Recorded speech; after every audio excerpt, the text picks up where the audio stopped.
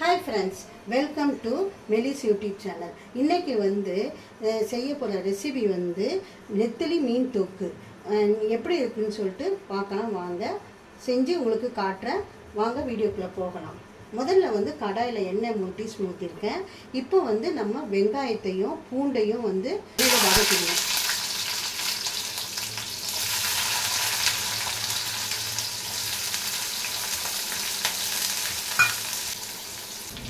வதக்கின பிறகு 2 தக்காளியை நான் இதில் போடுறேன்.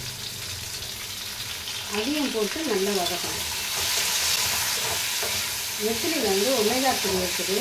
இதை நம்ம தொக்கு மாதிரியும் செஞ்சு சாப்பிடலாம், குழம்பாகவும் செஞ்சு சாப்பிடலாம். சின்ன பிள்ளைங்களுக்கு இந்த மீனை நல்லா செஞ்சு கொடுத்தோம்னா உடம்புக்கும் ரொம்ப நல்லது, ஹெல்த்தியாகவும் இருக்கும். பெரிய மீனோட இதில் ரொம்ப சத்து இருக்குது. நெத்திலி மீன், சால மீன், சங்கரா மீன் இதெல்லாம் நல்லா சத்துள்ள மீன் இருக்கும். இதில் ஒரு 1/4 டீஸ்பூன் மஞ்சள் போடணும்.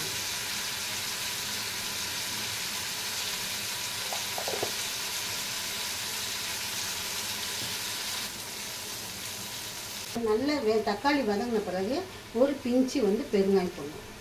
இது வாயுக்கு நல்லது, கொஞ்சம் வாசனையாகவும் இருக்கும். ஏன்னா நெத்திலி கொஞ்சம் வாயு, அதனால் இதை நம்ம மஞ்சள் பெருங்காயெல்லாம் போட்டால் ரொம்ப நல்லது. இதில் ஒரு 3 டீஸ்பூன் தனியாத்தூள் போடுறாங்க.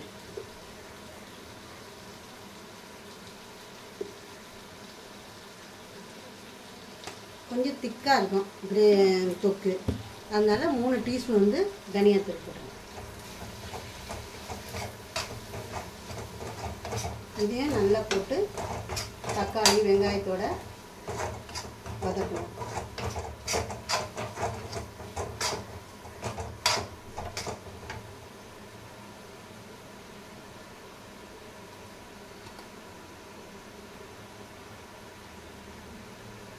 இப்போ 1/2 டீஸ்பூன் மிளகாத்தூள். உங்களுக்கு காரம் எவ்வளோ தேவையோ அவ்வளோ போட்டுக்கலாம்.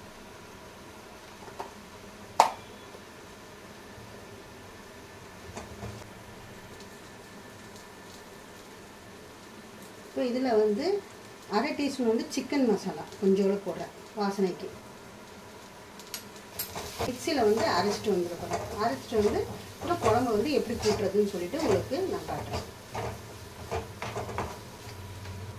ஆறின பிறகு தான் நம்ம மிக்சியில் அரைக்க முடியும். சூடாக அரைச்சோன்னா மிக்சியில் அப்படி தெரிச்சிடும். அதனால் ஆறின பிறகு நான் அரைச்சி இந்த மசாலாவை குழம்பு எப்படி கூட்டுறதுன்னு நான் உங்களுக்கு கூட்டி காட்டுறேன். நல்லா கழுவி ஒரு 3 வாட்டிகள் நல்லா வாஷ் பண்ணி நல்லா கழுவி கொண்டு வந்துட்டேன். ஏற்கனவே நாங்கள் மீன் கடையிலே க்ளீன் பண்ணிட்டோம். இப்போ இதில் நல்லா 3 தடவை போட்டு நல்லா தண்ணி ஊற்றி கொஞ்சம் உப்பு போட்டு நல்லா கழுவி நாங்கள் க்ளீன் பண்ணி வச்சுருக்கோம் பாருங்கள் நெத்திலி மீனை. இப்போ நம்ம மீன் குழம்பு மீன் தொக்கு எப்படி செய்கிறதுன்னு சொல்லிட்டு நம்ம பார்க்கலாம் வாங்க வீடியோக்குள்ளே போகலாம். 3 டீஸ்பூன் எண்ணெய் ஊற்றி இப்போ சட்டியில் காஞ்சிகிட்ருக்கு. எண்ணெய் காஞ்சதும் கொஞ்சோண்டு கடுகு போட்டுறேன்.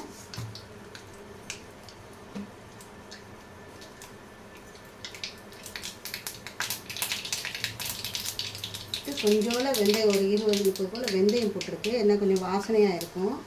அடுத்தது கொஞ்சம் கருவேப்பிலை போடுறேன்.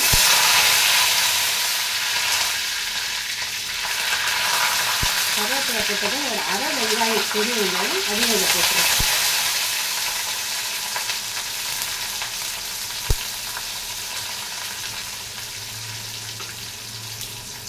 வச்சுட்டு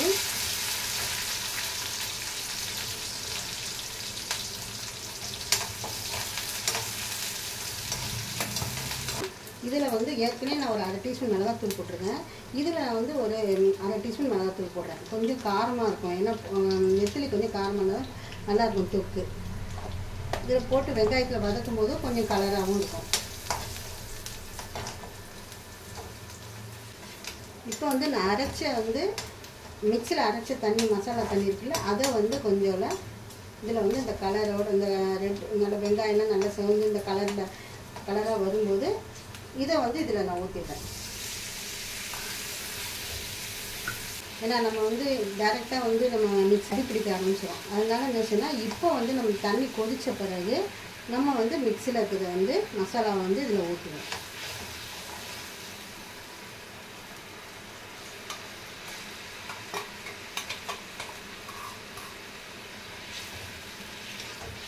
இப்போ தண்ணியோடு இருக்கிறதுனால லேசாக அடி பட்டாது. நம்ம டேரெக்டாக அந்த எண்ணெயில் போட்டோம்னா கொஞ்சம் ஒரு மாதிரி அடி பட்டின மாதிரி ஒரு மாதிரி திக்காகிடும். இப்போன்னா கொஞ்சம் திக்னஸாக இருக்கும். தண்ணியோடு இருக்கிறதுனால கொஞ்சம் திக்காக இருக்கும். இப்போ நம்ம மிக்ஸியை கழுவி அந்த தண்ணியை இதில் ஊற்றிடுவோம். மிக்ஸியை கழுவின தண்ணியும் இதில் வந்து ஊற்றிடுவோம்.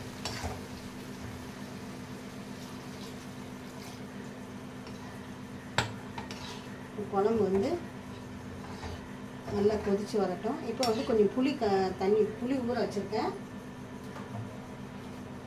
அதையும் கரைச்சி நான் இப்போ இதில் ஊற்றிடுறேன். புளி கரைச்ச தண்ணி கொஞ்சமாக புளி தண்ணி ஊற்றுங்க. ரொம்ப ஊற்றினா ஒரு மாதிரி டேஸ்ட் மாறிடும். கொஞ்சமாக ஊற்றிட்டு அப்புறம் வேணும்னா நம்ம கொஞ்சம் ஊற்றிக்கலாம்.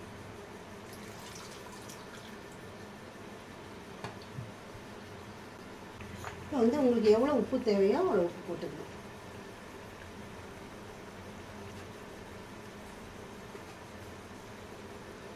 இப்போ கொஞ்சமாக உப்பு போட்டுருக்கேன். பிறகு வந்து நம்ம மீன் போட்ட பிறகு அப்புறம் உப்போட டேஸ்ட் பார்ப்போம். இப்போ நல்லா குழம்பு கொதிக்கட்டும். பச்சை வாசனை போன பிறகு நம்ம மீனை போட்டு இறக்கணும். நல்லா சுண்டி வரட்டும். அதுக்கு பிறகு மீனை போட்டு அப்படியே மூடி வச்சிடணும். ஏன்னா அப்படியே நம்ம வந்து கிண்டிகிட்டே இருந்தால் உடஞ்சிரும். மீனை போட்டு அப்படியே மூடி வச்சிடணும்.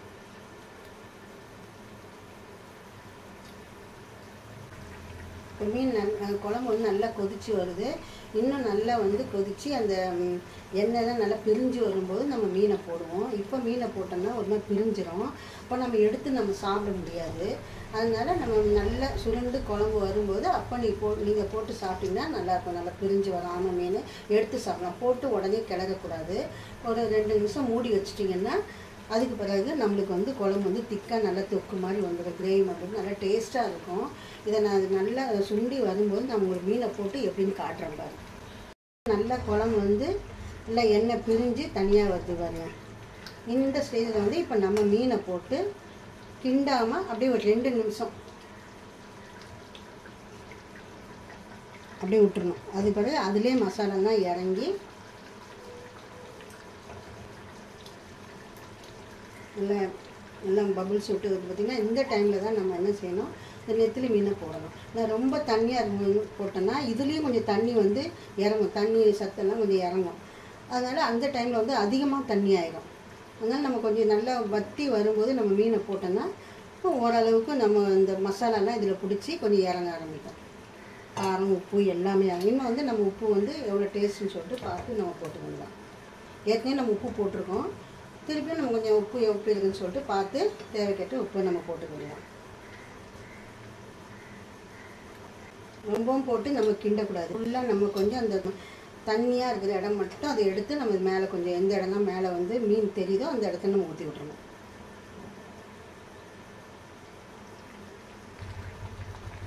இதை தேங்காய் ஊற்றியும் செய்யலாம். குழம்பு மாதிரி வச்சுனாக்கா நம்ம தேங்காய் வச்சு, ஏன்னா தொக்கு மாதிரி வைக்கிறதுனால நம்ம வந்து இப்போ தேங்காய் ஊற்ற தேவையில்லை.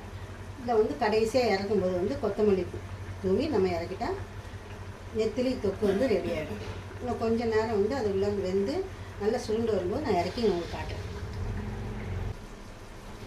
காரசாரமான நெத்திலி தொக்கு வந்து ரெடி ஆகிடுச்சு வரேன். இப்போ கொத்தமல்லி தூவிட்டு நான் இறக்கிட்டேன்னா நல்லா சாப்பாடு போட்டு நல்லா பிசைஞ்சு சாப்பிட்றதுக்கும் நல்லா டேஸ்டியாக இருக்கும். இதை நீங்கள் உங்கள் வீட்டில் நீங்கள் வந்து சாப்பிட்டு பாருங்கள். எப்படி இருக்குன்ட்டு பார்த்து உங்கள் ஃப்ரெண்ட்ஸ் அண்ட் ஃபேமிலிக்கு வந்து ஷேர் பண்ணுங்கள், கமெண்ட் பண்ணுங்கள், லைக் பண்ணுங்கள், சப்ஸ்கிரைப் பண்ணுங்கள். உங்கள் ஃபீட்பேக்கையும் சொல்லுங்கள். தேங்க்யூ. தொக்கு பார்த்திங்கன்னா ரெடி ஆகிடுச்சு. கொத்தமல்லிலாம் தூணி நல்லா எண்ணெய் தெரிஞ்சு நல்லா மேலே நல்லா பபுள்ஸ் விட்டு நல்லா இதாக வந்து நெத்திலி தொக்கு இப்படி நீங்கள் செஞ்சு பாருங்கள் உங்கள் வீட்டில்.